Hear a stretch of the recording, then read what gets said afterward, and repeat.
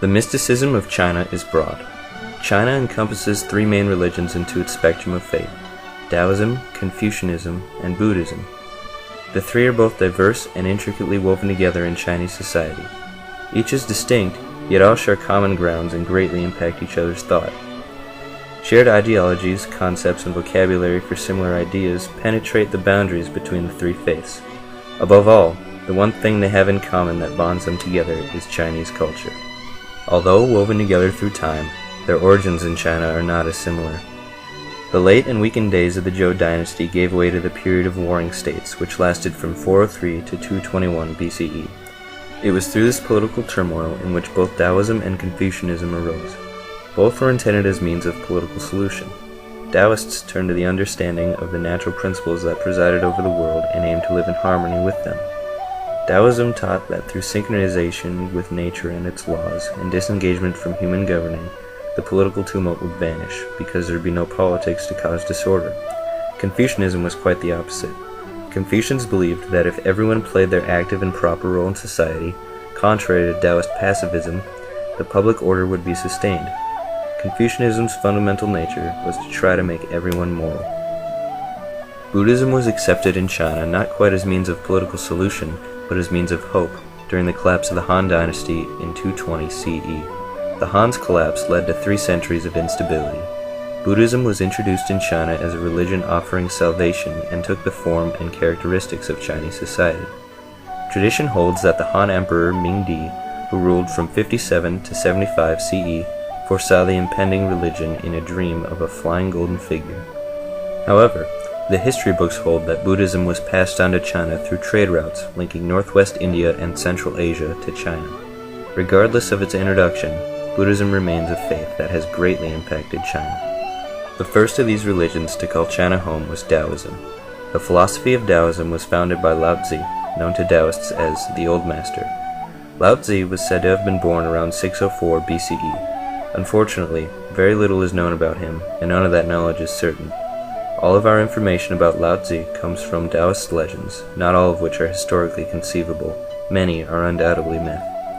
Tradition states that he was distraught by the reluctance of the people to accept his teachings of natural goodness, so he rode westward on a water buffalo towards present-day Tibet to seek solitude in his ending years.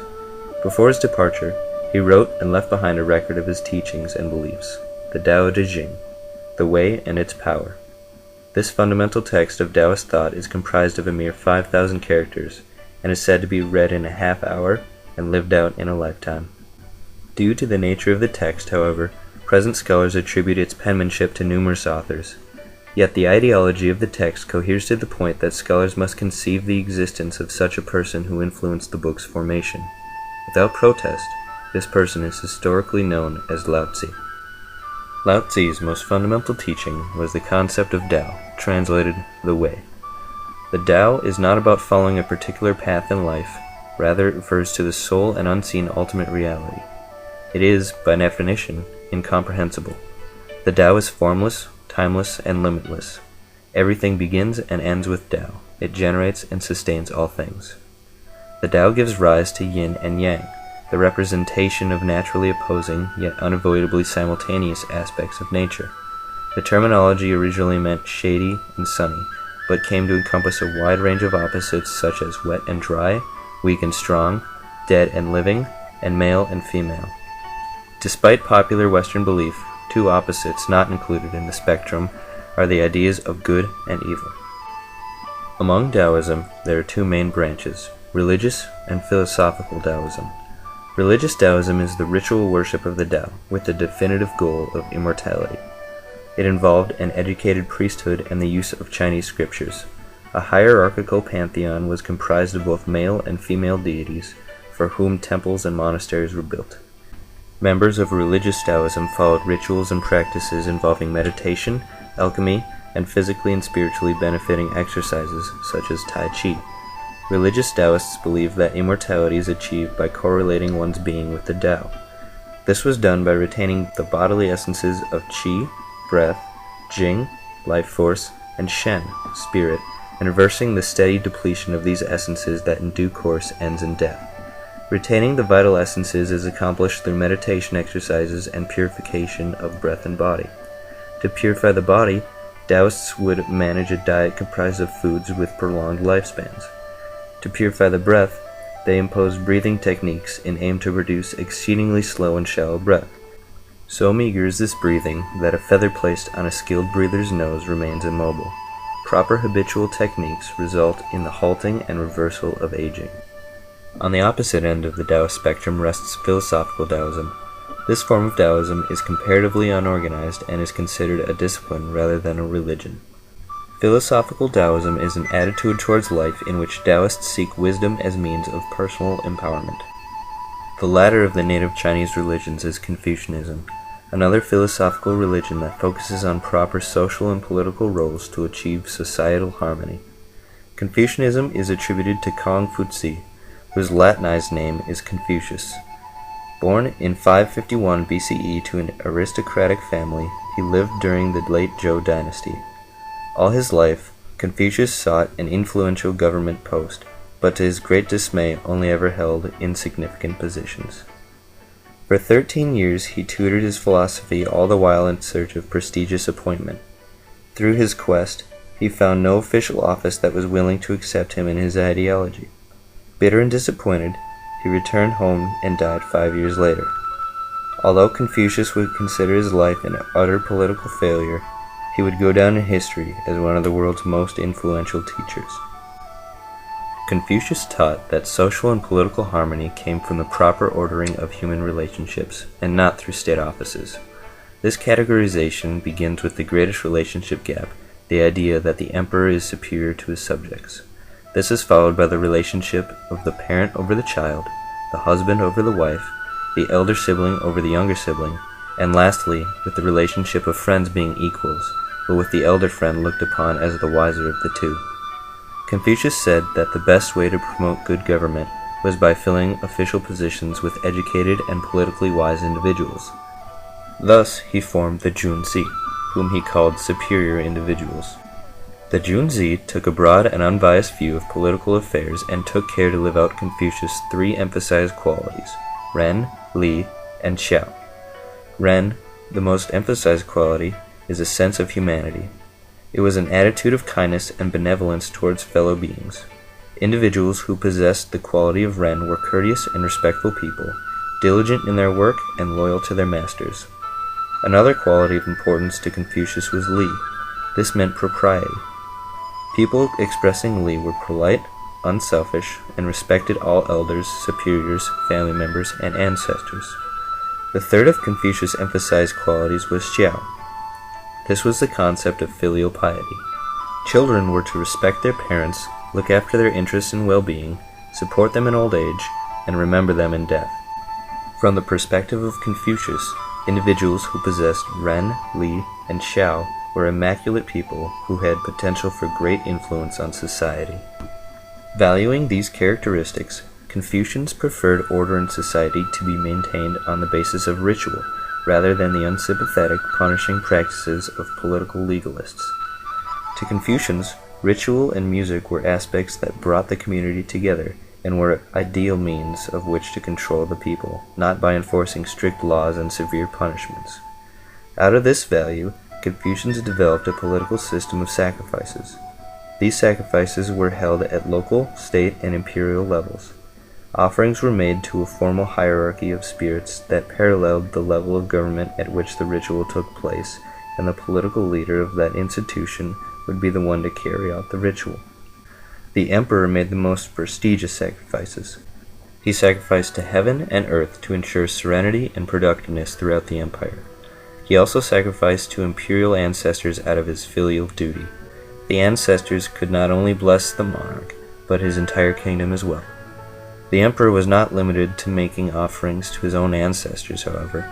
He made sacrifices to past influential rulers not of his line, and also to important human and divine Chinese figures. Grain, vegetables, and animals were sacrificed according to the official protocol of the level at which the ritual was being performed, and the rank of the deity receiving the offering. During a ritual, the altar would be approached with music and incense, and afterwards, the chief officiate of the sacrifice would retreat in silence, bowing with respect to the spirit. Being very much a political existence, rituals needed to be well organized and absorbed as a government responsibility. Confucians created three main government offices to plan, prepare, and maintain rituals. The Bureau of Astronomy calculated the calendar and set appropriate dates for various rituals. The Board of Rites was responsible for distributing official ritual guidelines at state and government levels. Finally, the Directorate of Sacrifices attended to the practicalities of the rituals. This included furnishing the necessary utensils for sacrifices and assisting with the ceremony in person.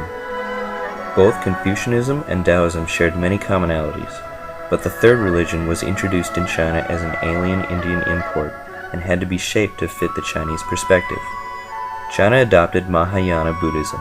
Instead of devoutly obeying sacred laws and renouncing worldly pleasures and family life, Mahayana Buddhism preached that salvation could be attained through a sudden moment of enlightenment, opening the doors to a Western paradise filled with people free from worldly suffering.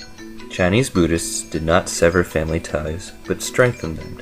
They adopted the popular Chinese notion of ancestral worship. The Chinese also took Buddhist teachings and changed them to fit their strong patriarchal views. As a result, sayings such as husband supports wife and wife comforts husband became husband controls wife and wife reveres husband. The notion of the Buddha also changed. Mahayana Buddhism taught that there were innumerable Buddhas apart from Siddhartha Gautama. Anyone could attain enlightenment and therefore Buddhahood. However, one of the most honorable positions was the Bodhisattva, an enlightened one who elected to continue his existence apart from Western paradise to aid others in attaining enlightenment. In addition to shaping Buddhist ideals to match the Chinese lifestyle, many problems arose in the translation of the Buddhist canon into Chinese. The almost unfeasible job was given to China's first Buddhist monks. The monks were tasked with translating from Sanskrit, a polysyllabic, inflected alphabetic language, into monosyllabic, uninflected, and ideographic Chinese script, particularly relaying the complex foreign Indian mysticism between the two languages created inaccuracies. The character used for Tao became incorporated into Buddhism. It filled the positions of Dharma, Yoga, and the idea of enlightenment. Buddhist monasteries were much more socially acceptable in China than in India, where followers would wander about seeking enlightenment. The monasteries were often built in honor of great teachers and deities associated with the vicinity and became popular sites of pilgrimage. They were usually supported and worked on by peasants, or even by the monastic community members themselves.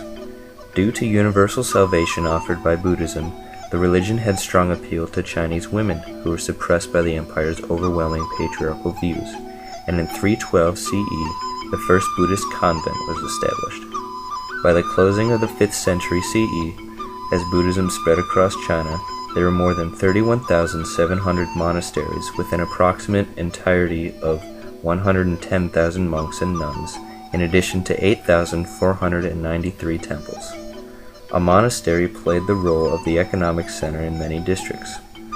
They loaned out money and grain at interest, and they owned and lent out mills and oil presses, and they ran bathhouses and hotels for travelers. Monasteries were headed by paternalistic abbots, who were elected by monks and nuns and approved by the state, which was also involved in the ordination process. One who aspired to be a monk would seek out an abbot to study under, and after trained would take the vows of monkhood. By the end of the 7th century, monastery life was built on collective meditation, manual labor, group dialogue, and private consultations with the abbot.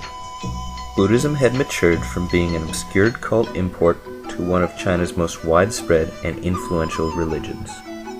Chinese culture is the common medium in which all of these religions flow. Each is interconnected with the other. The ethics and philosophies of Taoism and Confucianism appear sometimes literally in each other and in Buddhism. Although Taoism and Confucianism were virtually philosophical opposites, many were said to be Confucian by day and Taoist by night. Taoist-style ritual was incorporated into Confucian practices, adding Taoist influence on political events. Buddhist ideals were blended into Confucianism in a faction known as Neo-Confucianism. Also, Taoist understandings were added into Chinese Buddhism, through the translation of the Buddhist canon. All of these faiths were shaped by each other and by the culture of the Chinese people, and will forever have a dynamic and passive influence on China, the land of three religions.